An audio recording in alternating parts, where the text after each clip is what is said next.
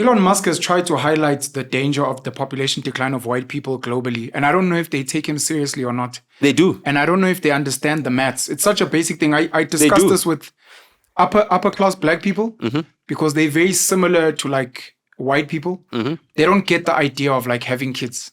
And you try to explain it, but they just don't get it. You have 2 kids, you replace you and your partner. You have 1 kid because you want to send them to Saint what. And you're halving your population. You're halving your population. It's not rocket science. Japan is struggling. South Korea is struggling. Russia is struggling. We've spoken about this. So all these developed countries are struggling, for one thing, because we've made children very expensive.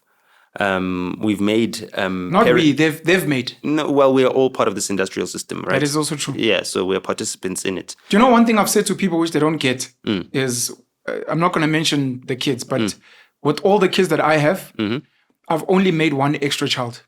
What do you mean? With the kids I have and their mothers, if you do the maths, I've only made 1 extra child on this planet.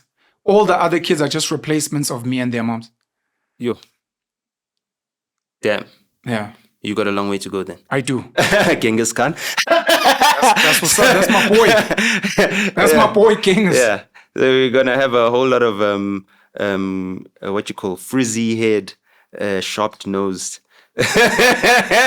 little pinwells running around in my kids are going to competing with the Ingane a mask in future wars is what's going to be happening. You know, so with us being so compromising, it's also part of our culture. Ubuntu.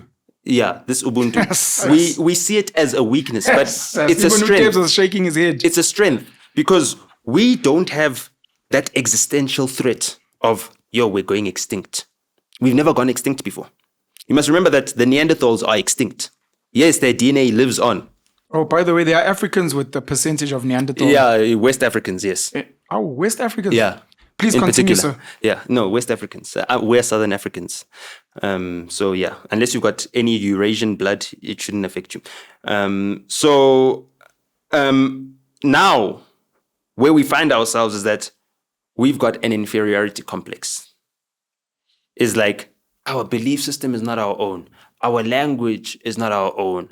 Our culture is not our own. Our existence is controlled by capital.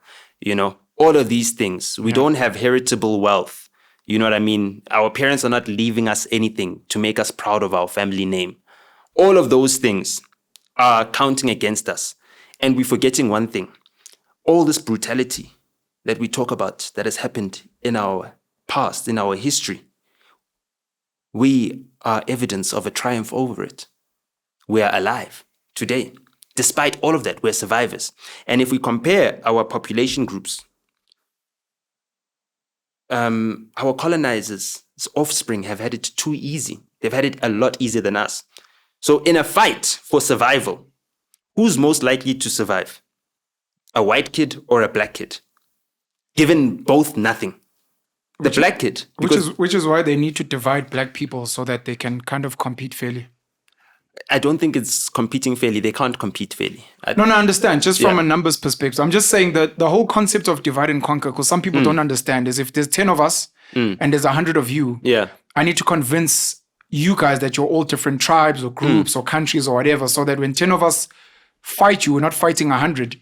We're fighting groups of 10. And even better if we get you guys to fight each other and kill each other. So that we have fewer people to compete with. Yeah, but you see, now the problem is that they made that calculation, but they couldn't see it through. So now even the Tsongas outnumber the whites.